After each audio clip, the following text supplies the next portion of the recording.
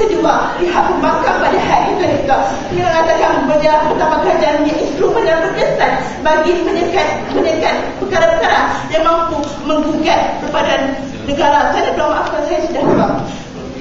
Saya juga Dewan dia mengatakan mengenai atas Serta Dalam Negeri, Ordinen dan atas dadah berbahaya. Namun tu dia bertua perlu diingat. Mengapa Hindra Bermaharaja Lila, maafkan saya, Bermaharaja Lila suatu masa dulu ini kerana Akta Keselamatan Dalam Negeri ini sudah wujud sebelum Hindra, tapi kerana tidak ada tanggungjawab, tidak mematuhi peraturan Akta Keselamatan Dalam Negeri inilah Hindra Bermaharaja Lila mengambil satu pasal. Sebab itulah pada Ahli Dewan kami katakan rakyat perlu mematuhi akta ini. Itulah tanggungjawab mereka agar wujud perpaduan nasional, membuktikan perpaduan nasional, tanggungjawab rakyat pada kebetulan hujah kedua terus pada hujah pertama yang dikeluarkan oleh ketua pembangkang. Dan itu Dewan pada hari ini berbuat kami dasar dan kerajaan yang berurusan yang mampu untuk berbuat. Sekali lagi saya ingin tegaskan, jika wujud berbagai dasar-dasar tentang dasar ekonomi baru, tentang dasar pembangunan dan sebagainya, tetapi jika tidak didokong dan disokong oleh rakyat yang menjadi tanggungjawab mereka, maka mungkin akan wujud perpaduan. Sebab itu kami katakan di meja kerajaan pada hari ini menjadi tanggungjawab rakyat untuk menyokong gagasan-gagasan yang dikeluarkan oleh pihak kerajaan Malaysia agar wujud perpaduan nasional, membuktikan perpaduan nasional. Tanggungjawab rakyat itu ada di Ketua Ahli Dewan. Malah tu ada di Ketua Ahli Dewan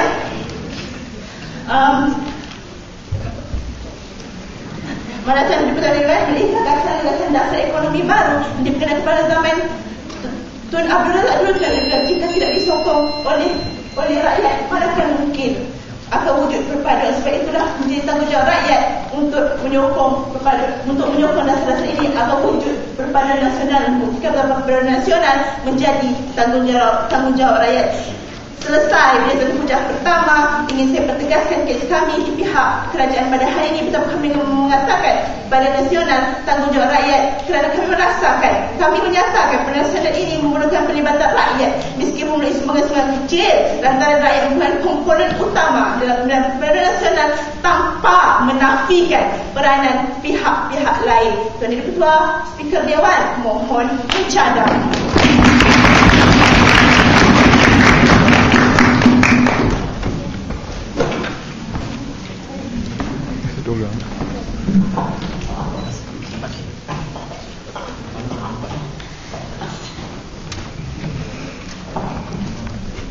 Terima kasih kepada Menteri Ketiga. Seterusnya dipersilakan Wakil Pembangkang Ketiga untuk membentangkan hujah-hujah. Silakan.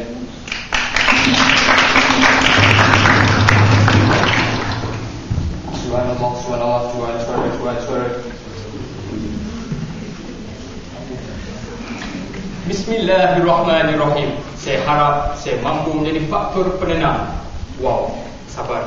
Yang berhormat Tuan Yang Dipertua, Bahasan Sejawat Panel Pembangkang, pihak kerajaan, sidang parlimen, Assalamualaikum, salam perdebatan. Saya selaku Yang Berhormat Ketiga terus membangkang usulan KAP yang dibawakan oleh pihak kerajaan pada hari ini. Perpaduan nasional, tanggungjawab rakyat. Atas pendirian kami betapa sesungguhnya perpaduan nasional bukan tanggungjawab rakyat atas nasional, bahawa perpaduan nasional memerlukan satu jangka masa yang panjang dan satu mekanisme kawalan yang berterusan yang tidak mampu dipikul oleh rakyat. Seperti biasa, saya selaku Yang Berhormat Ketiga akan membilas dan segala-galanya Tuan Yang Dipertua, segala hujah yang dikeluarkan oleh badan kerajaan secara umumnya.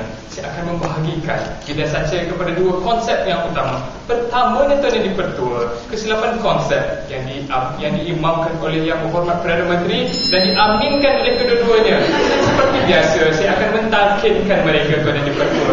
Dan seterusnya, kesilapan yang dilakukan oleh panel kerajaan pada hari ini terus kepada konsep saya yang pertama, iaitu kesilapan secara jemaah yang dilakukan oleh mereka pada hari ini. Tuan Yang Dipertua, pertamanya Tuan Yang Dipertua, dalam pendefinisian itu sendiri, dalam pendefinisian perpaduan. Saya ingin memberi satu analogi yang cukup mudah. Bagaimana kita ingin mengatakan perpaduan itu? Saya tinggal di dalam satu kawasan perumahan yang cukup aman, damai, makmur, bahagia, sejahtera dan harmoni Tuan Yang Dipertua. 6 kali damai di situ. Tetapi Tuan Yang Dipertua, walaupun saya hidup aman damai, tapi saya tidak bercakap dengan jiran sebelah saya.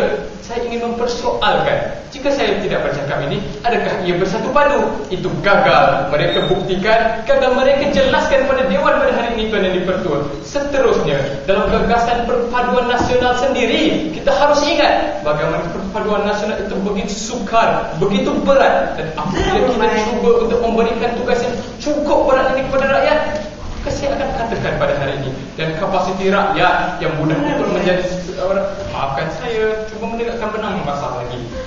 Tuan Yang Dipertua, apabila kita cuba memberikan sesuatu yang berat kepada rakyat Tuan Yang Dipertua, dengan segala sikap yang ada pada rakyat untuk menjadi sikap perkauman, untuk menegakkan sesuatu hanya untuk diri mereka sendiri, maka kami katakan rakyat pada hari ini tidak mampu untuk mengikut tugas yang berat ini. Seterusnya Tuan Yang Dipertua, kita harus ingat bagaimana gagasan perpaduan nasional ini memerlukan setiap satu daripada rakyat Malaysia, dari Perlis ke Johor, Sabah ke Sarawak, untuk bersatu padu Tuan Yang Dipertua. Kerana apa? Ini satu agenda nasional, dan apabila kita berkata seperti itu Tuan Yang Dipertua, saya yakin dan percaya hanya kerajaan yang mampu untuk mengawal rakyat ini Tuan Yang Dipertua. Kerana apa? Kerana rakyat di Sabah contohnya Tuan Yang Dipertua, jika dia duduk seorang-seorang di situ, bagaimana dia ingin melakukan sesuatu kepada mereka di Johor? Oleh itu Tuan Yang Dipertua, kami katakan dalam konsep nasional kita harus mempunyai kerajaan. Kami tidak nafikan Tuan Yang Dipertua rakyat berada di dalam perpaduan, tetapi Tuan Yang Dipertua tanggungjawab untuk memastikan perpaduan nasional itu harus digalaskan kepada kerajaan. Silakan, jangan marah-marah. Kita akan marah, tersenyum sahaja. Kerana Tuan Yang Dipertua Dewan, sedar atau tidak, yang ketiga ini sebenarnya mengatakan bahawa tanggungjawab rakyat untuk menyokong yang Johor, yang Sabah bertanya khabar kepada yang Johor. Itulah tanggungjawab rakyat. Tuan Yang Dipertua yang saya perjelaskan di sini, mereka terus menggunakan perlu Tuan Yang Dipertua. Saya memberi anda satu analogi yang cukup mudah. Saya perlu ke kelas, dan tanggungjawab itu jika kita takrifkan sebagai satu kewajipan, saya wajib ke kelas. Saya perlu ke kelas, saya wajib ke kelas. Terdapat jauh bezanya Tuan Yang Dipertua. Apabila perlu, kita boleh jika kita tidak ingin ikut, tetapi bila perkara itu wajib, kita harus ikut. Dan pada masa ini kami katakan Tuan Yang Dipertua, kerana perpaduan nasional itu adalah satu yang menyeluruh, kami katakan rakyat perlu ikut. Maaf, rakyat wajib ikut, tetapi rakyat ini tidak mampu Tuan Yang Dipertua. Sebab itu